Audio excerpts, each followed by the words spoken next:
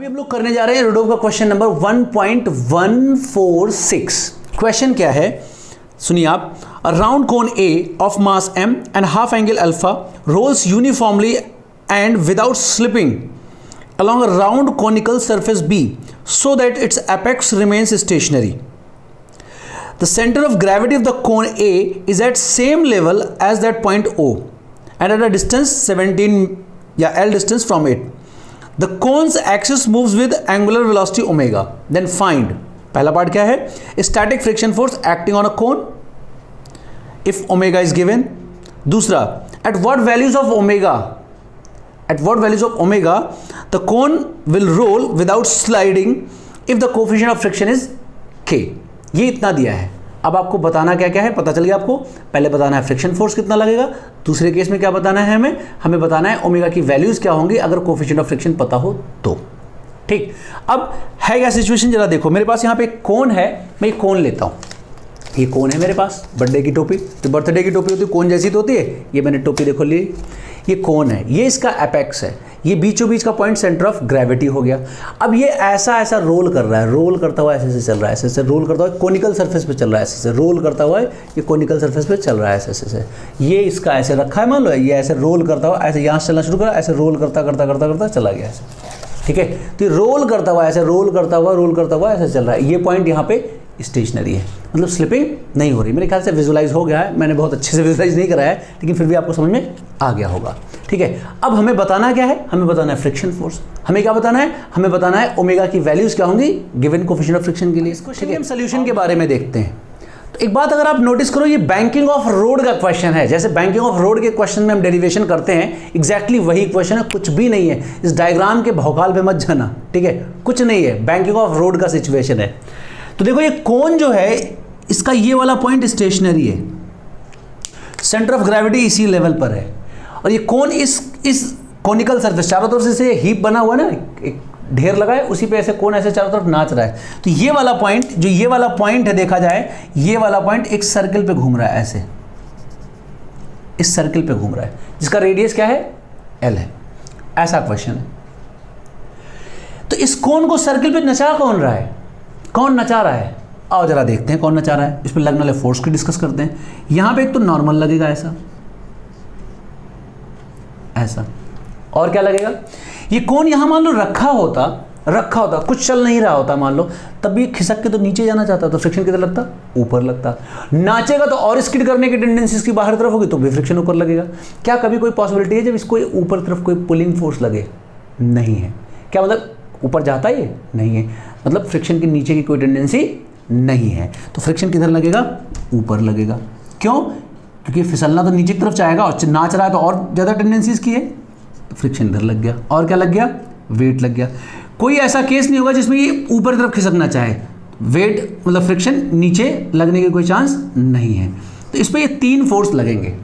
तो कौन है सेंट्रीपिटल फोर्स देने के लिए? अगर मैं ग्राउंड से देखूं, ग्राउंड से बैठ के देखूं, कौन है जो इसको सेंट्रीपिटल फोर्स प्रोवाइड करा रहा है?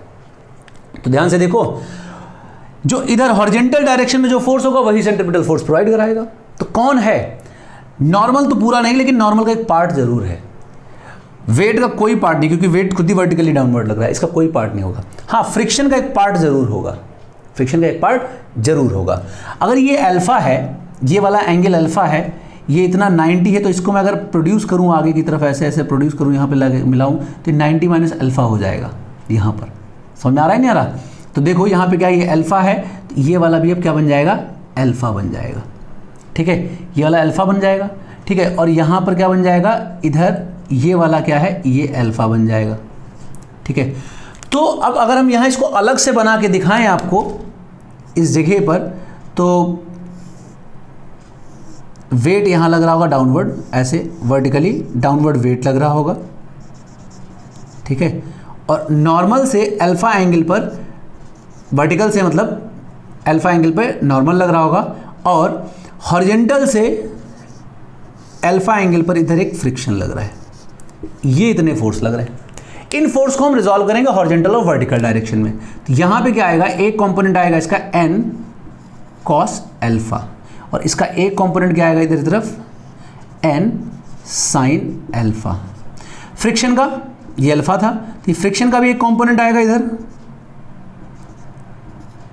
ये क्या आएगा एफ कॉस अल्फा, और क्या आएगा इधर की तरफ क्या हो जाएगा एफ साइन अल्फा। इतने तरह से हमने तोड़ लिया। तो पहली इक्वेशन लिखें डायनेमिक्स ऑफ सर्कुलर मोशन की। डायनेमिक्स ऑफ सर्कुलर मोशन क्या बोलेगा यहां पे,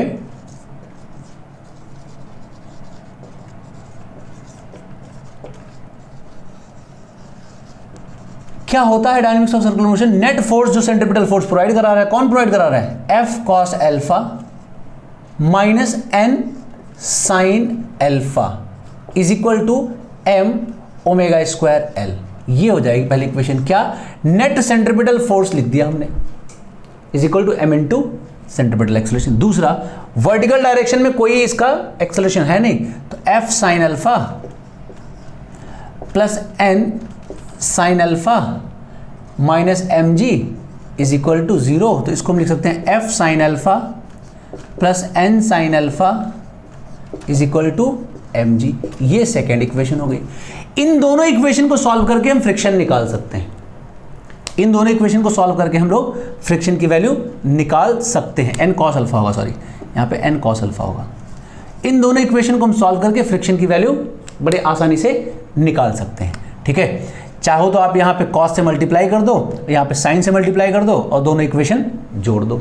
ठीक है, तो फर्स्ट इक्वेशन को हमने किससे मल्टीप्लाई कर दिया? कॉस से मल्टीप्लाई कर दिया, और इसको ऐड कर दिया किसमें? सेकेंड इक्वेशन को हमने साइन से मल्टीप्लाई कर दिया और ऐड कर दिया। तो ये क्या हो जाएगा?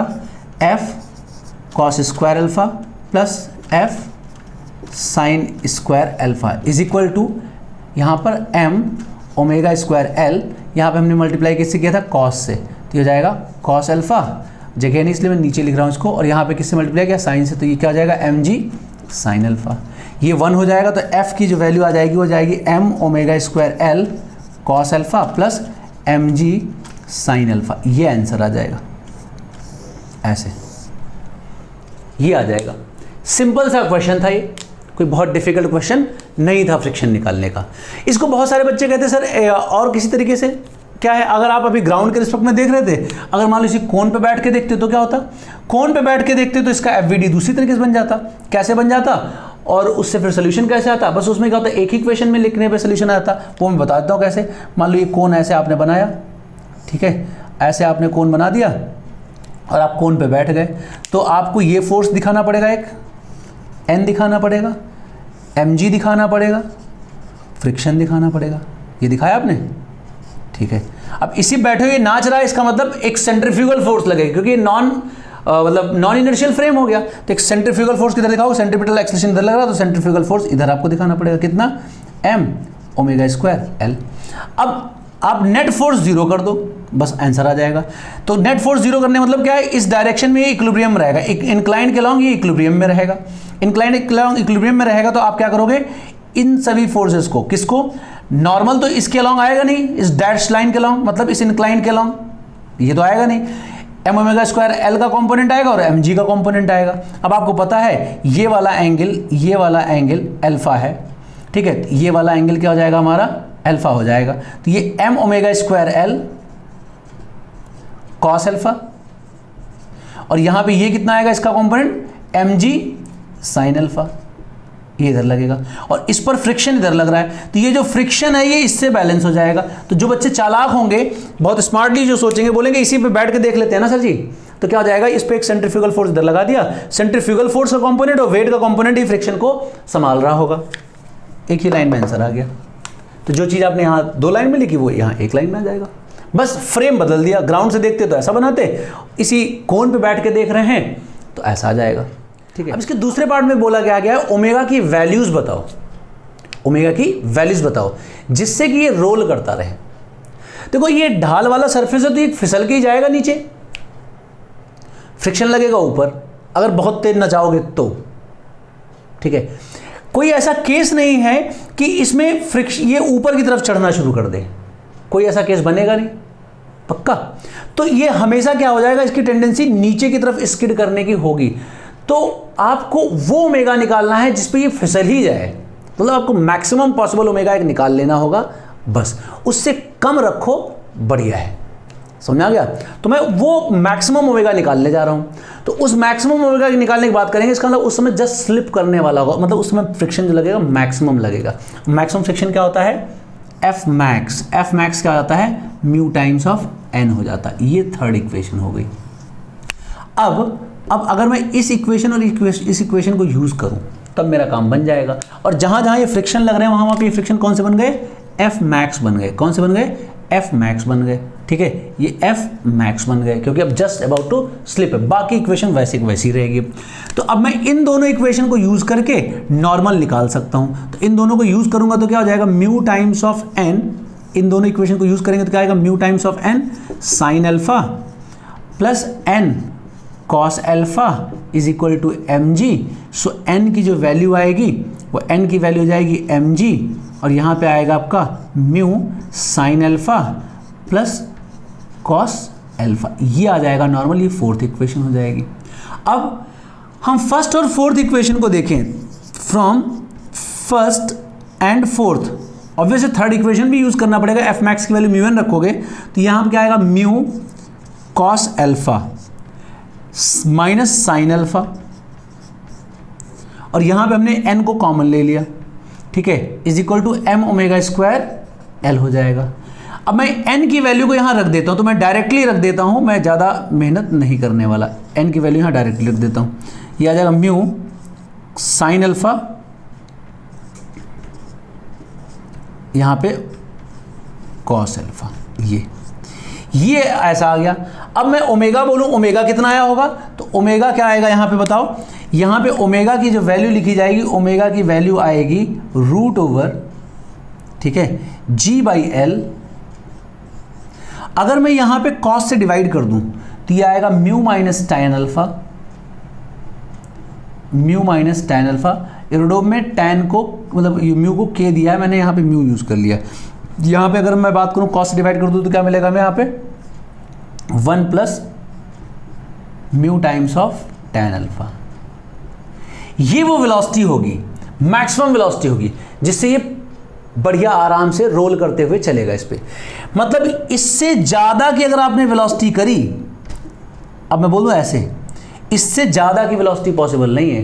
ये मैक्सिमम वेलोसिटी से कम चलाओ चलेगा, इससे ज्यादा पे फिसल जाएगा। ठीक है, मेरे ख्याल से ये क्लियर हो गया होगा आपको क्वेश्चन। ठीक है, कुछ नहीं था, ये बैंकिंग ऑफ रोड जैसा क्वेश्चन था, बाकी कुछ नहीं था। क्लियर है? इसको आप अच्छे से देख लो। कोई डाउट है तो आप कमेंट करके पूछ सकते हो। ये क्वेश्चन जे एडवांस के लिए बहुत अच्छा क्वेश्चन है, इसलिए इसको आप अच्छे से सीख लो। अगर आपको इरोडोव के किसी क्वेश्चन में कोई डाउट होता है तो टेंशन नहीं लेना है, आप जाके कमेंट कर दो, इसी सोल्यूशन में ही कमेंट कर दो, या फिर आप डिस्क्रिप्शन में लिंक अवेलेबल है, व्हाट्सएप, टेलीग्राम, इंस्टा, जहाँ कहीं आपको सुटेबल लगे वहाँ पे ज्वाइन हो जाओ, वहाँ पे क्वेश्चन भेज दो, आपको सोल्यूशन मैं प्रोवाइड कर दूंगा। ठीक है, तब तक अपना ध्यान रखो, अच्छे से पढ़ाई करते रहो।